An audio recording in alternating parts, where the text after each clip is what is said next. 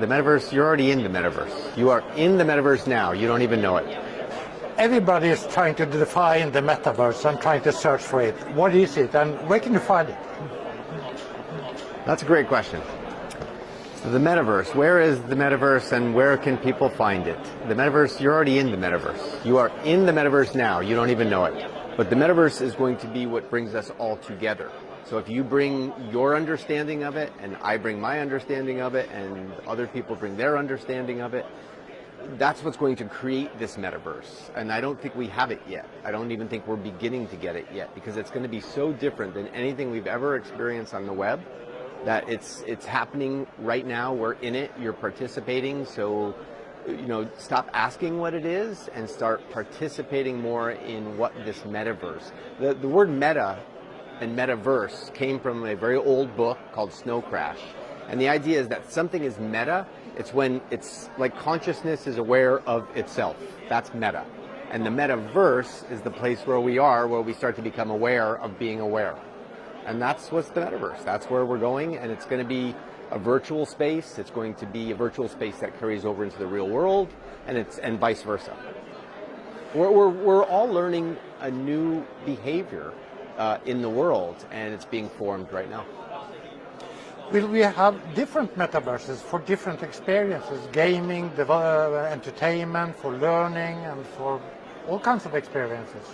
So for me, that's exactly it. The metaverse is an experience, and it's a catch-all word for that. It's an experience. So will we have different metaverses?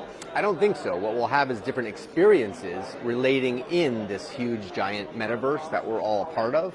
So people will be gaming. I mean, I'm working on a project now that takes a storytelling across many platforms. And to me, that's the metaverse. If I experience a piece of it in the game, or in a comic book, or on a television show, or in a conversation with my friend, or in another game, it's an experience. So will there be many metaverses? If you want to look at it like that, sure. Are there many internets right now?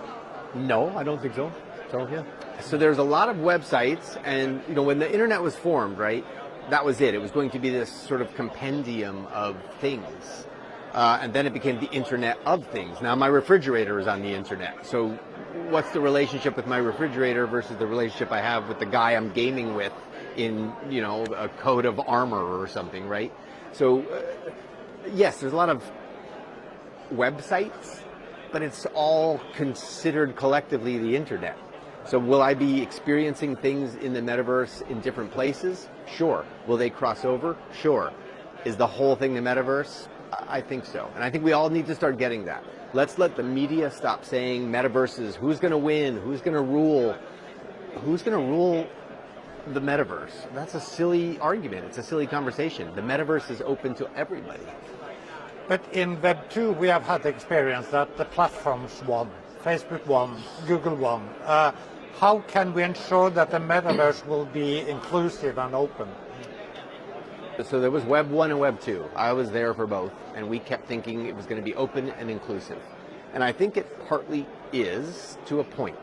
Then these corporations came in, and I think because of certain statutes, laws, and regulations, they were allowed to kind of rule the internet. And we know this for a fact, they are.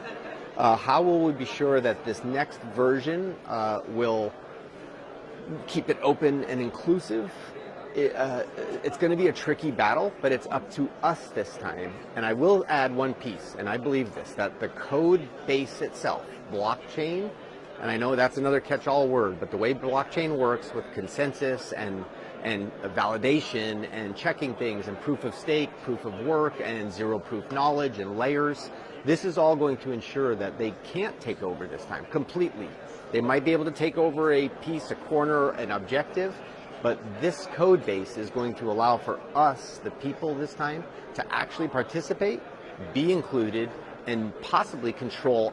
And I'll say this, it's crucial to understand this. The data that you are creating on this new space and the data that's created for you are now ours. We own it. It's not owned by some other entity, and that's huge. That's a big, big piece of this. And people need to really understand that and empower themselves with the ownership of their own data.